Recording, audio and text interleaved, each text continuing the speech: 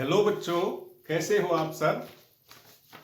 उम्मीद है आपकी गर्मियों की छुट्टियां बहुत अच्छे से बीती हैं, बहुत मजे में बीती हैं।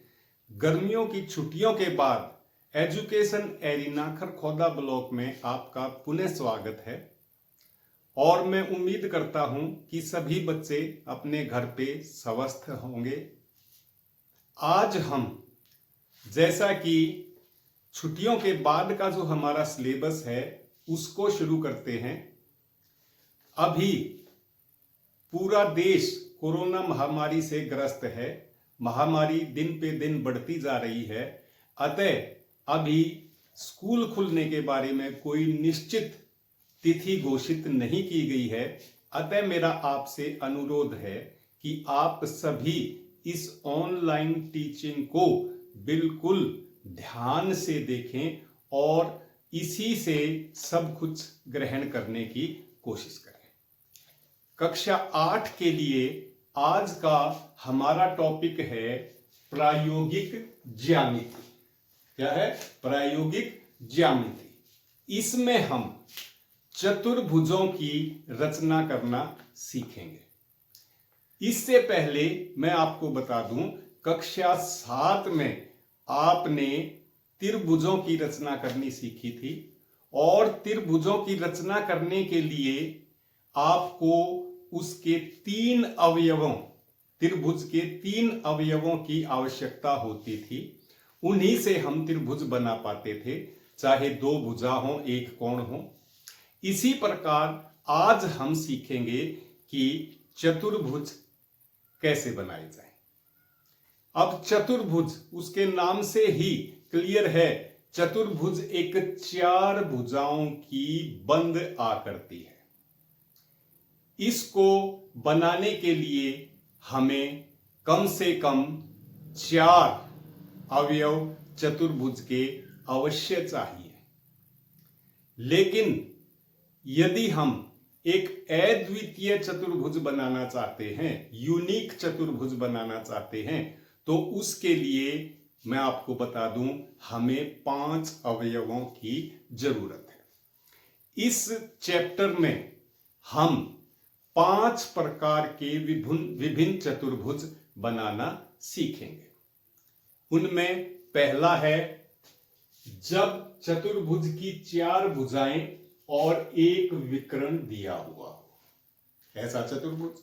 दूसरा है जब 3 भुजाएं और 2 विकर्ण दिए हों। तीसरी प्रकार का चतुर्भुज है जब उसकी 2 आसन भुजाएं और 3 कोण दिए हों। चौथी प्रकार का है जब 3 भुजाएं और उनके बीच के 2 कोण दिए हों।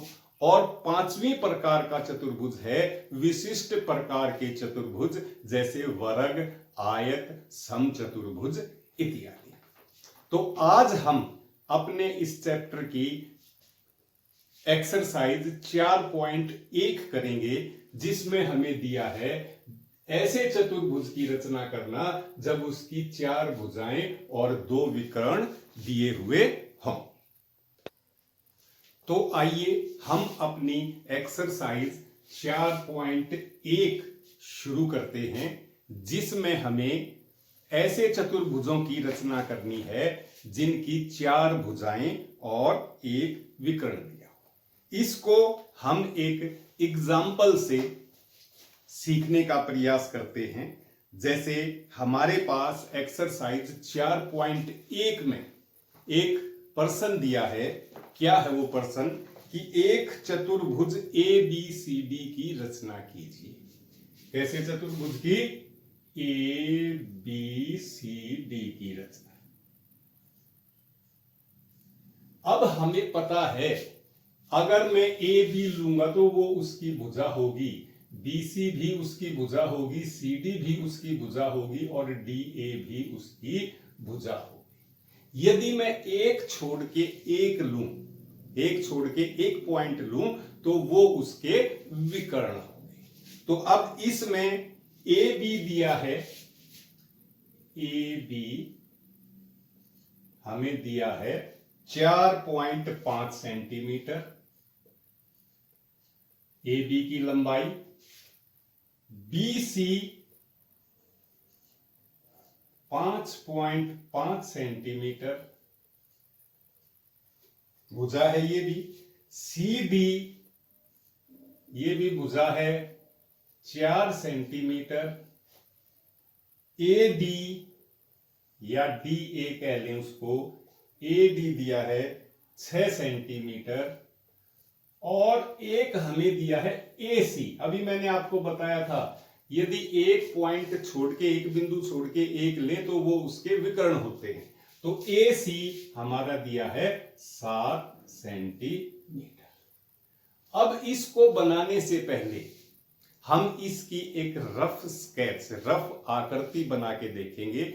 उससे हमारा प्रश्न जो था वो बहुत ही आसान हो जाएगा। और ये भी मैं आपको बता दूं कि इन रचनाओं में एक्यूरेसी का बहुत ज्यादा महत्व है। यदि हमें 4.5 सेंटीमीटर लंबी रेखा दी है, उसकी भुजा दी है, तो वो 4.5 सेंटीमीटर ही होनी चाहिए। अगर उससे कम ज्यादा होती है तो हमारा क्वेश्चन गलत हो जाएगा। और दूसरी बात, कोई भी जब रचना का सवाल आता है तो उसमें, जैसे यदि 4 नंबर का रचना का सवाल है तो उसमें 2 नंबर तो उसको बनाने के होते हैं और 2 नंबर उस रचना के चरण लिखने के होते हैं। तो इसको जब हम शुरू करें तो एक अपनी रफ आकृति पहले बना लें। जैसे यहां मैं एक छोटी सी रफ आकृति बनाऊंगा, ABCD।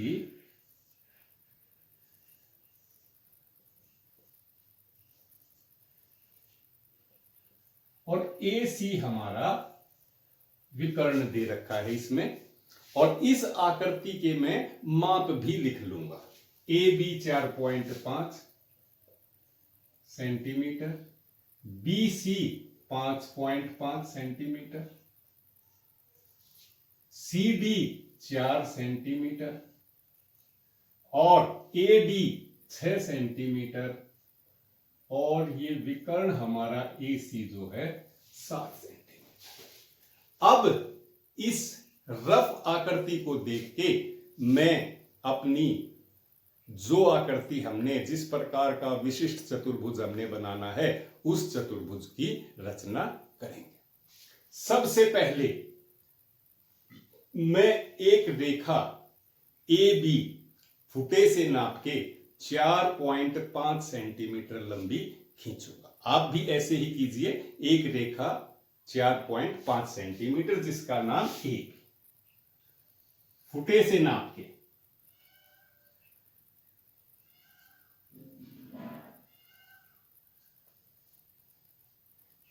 इसके बाद दूसरी भुजा, इस प्रकार के चतुर्भुज में वह भुजा लीजिए जो विकर्ण को पूरा करती हो। यानी कि हम अगर यहां AB ले लें तो उसका कोई महत्व नहीं है, इसलिए हमने विकर्ण पूरा करती है AB और BC, तो इसके बाद BC भुजा हम लेंगे।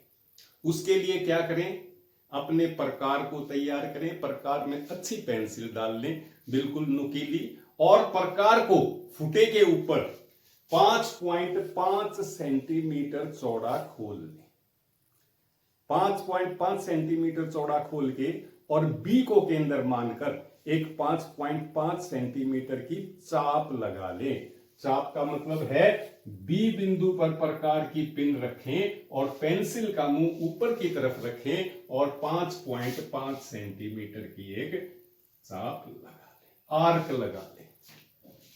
इसके बाद अब हमें विकर्ण पता है, विकर्ण है हमारा 7 सेंटीमीटर। यहां से बिंदु A से उसी प्रकार को 7 सेंटीमीटर फुटे के ऊपर खोल के और यहां से एक चाप लगाएं जो इस पहले वाली चाप को बिंदु C पर काटे। बिंदु B और C को मिलाएं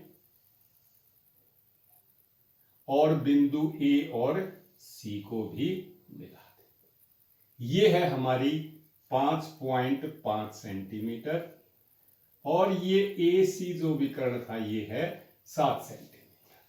अब हमारा काम बचा CD और DA का। तो CD, अब यही चाप का खेल है इसमें सारा। अब C को केंद्र मानकर CD के बराबर एक चाप अपनी बाईं तरफ लगाएं। C को केंद्र मानकर CD 4 सेंटीमीटर खोल के एक चाप लगा दें, और AD है 6 सेंटीमीटर, A को केंद्र मानकर 6 सेंटीमीटर की चाप लगाएं। जहां ये दोनों चापे काटें वो हमारा बिंदु D है। अब CD और AD को फुटे की सहायता से मिला दें। CD हमारी 4 सेंटीमीटर है और AD हमारी 6 सेंटीमीटर। यह हमारा अभिष्ट चतुर्भुज बन गया जैसा हम बनाना चाहते थे। अब इसके लिए रचना के चरण, जैसे मैंने पहले बताया था, उतने ही इंपॉर्टेंट हैं जितनी रचना करना। लेकिन बहुत से बच्चे मैंने देखे हैं रचना के चरणों को याद करते हैं। हमें उनको याद करने की बिल्कुल भी आवश्यकता नहीं है। हमने जो काम किया है उसी को उसी सीक्वेंस से, उसी क्रम से लिख दें तो वह उसकी रचना के चरण है। जैसे यहां नंबर 1, यहां लिखें रचना के चरण।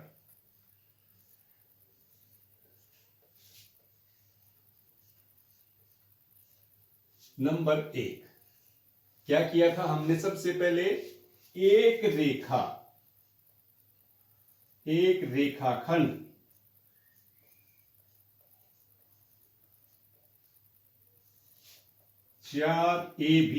रेखाखंड AB बराबर 4.5 सेंटीमीटर लंबा खींचा।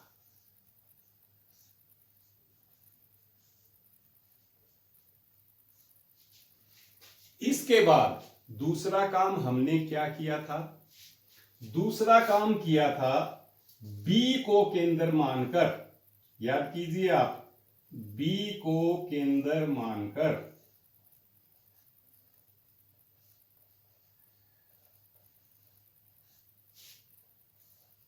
5.5 सेंटीमीटर की एक चाप लगाई। तीसरा काम क्या किया था? A को केंद्र मानकर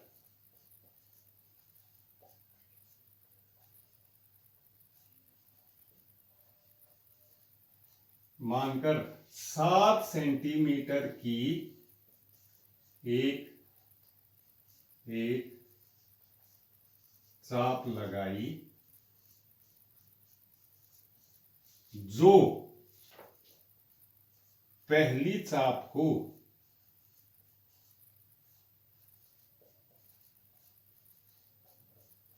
बिंदु C पर काटे,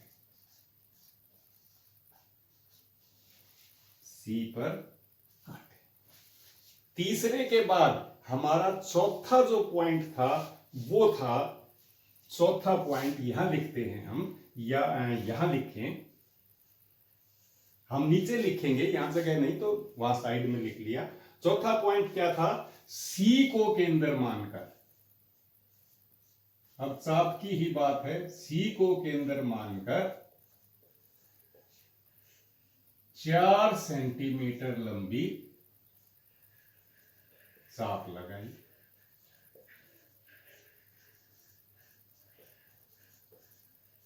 पांच क्या था हमारा?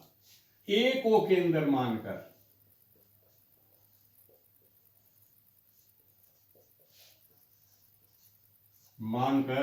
6 सेंटीमीटर की चाप लगाई,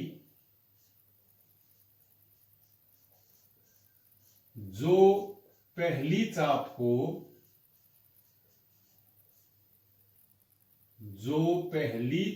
को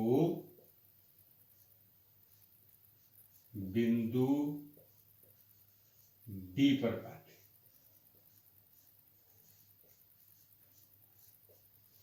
अब छठा काम और फाइनल काम क्या था? सी डी व ए डी को मिलाया। इस प्रकार प्राप्त हमारा चतुर्भुज अभीष्ट चतुर्भुज है। ए बी सी डी हमारा अभीष्ट, यूनिक, अभीष्ट का मतलब यूनिक, जैसा हम बनाना चाह रहे थे, चतुर्भुज।